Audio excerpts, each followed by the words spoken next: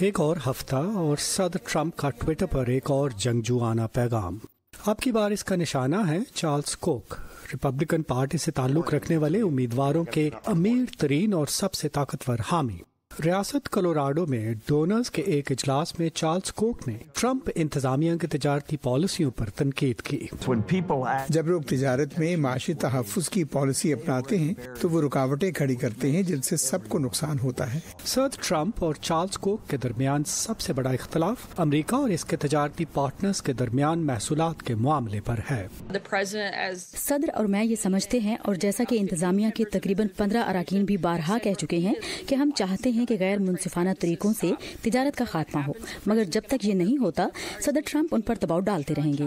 صدر ٹرمپ اور کوک کے درمیان لڑائی نے امریکی سیاست میں دولت مند ڈونرز کے اثر و رسوخ کی طرف توجہ مبذول کروائی ہے۔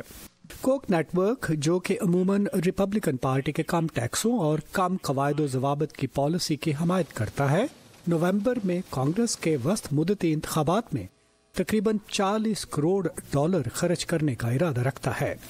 امریکی قانون کے تحت انفرادی طور پر شہری صرف $2700 تک کے عطیات براہ راست کسی امیدوار کی تنظیم کو دے سکتے ہیں، مگر پولیٹیکل ایکشن کمیٹیز کے ذریعے رقوم عطیہ کرنے پر کوئی حد مقرر نہیں۔ بڑی کمپنیاں جیسے کوک انڈسٹریز امیدوار کے جیتنے پر توقع رکھتی ہیں کہ امیدوار ان کے ایجنڈا کی حمایت کرے گا۔ جب وہ منتخب ہو جاتے ہیں تو انہیں اگلے انتخاب کی فکر لاحق ہو جاتی ہے، تو وہ سوچتے ہیں کہ میں ان امیر ڈونرز کو کیسے خوش کروں، اور اگر میں نے ان کا خیال نہ کیا تو وہ مجھے اس عہدے سے ہٹا بھی سکتے ہیں۔ امریکی نظام کے نقاد اسے پے ٹو پلے کہتے ہیں، مگر یہ بالکل قانون کے مطابق ہے، خصوصاً سن 2010 کے سپریم کورٹ کے سٹیزنز یونائٹڈ نامی فیصلے کے بعد۔ اس فیصلے میں کہا گیا کہ بڑی کمپنیوں کو آزادی رائے کا حق حاصل ہے اور ان کے امیدواروں کے لیے احتیاط پر کوئی حد نہیں۔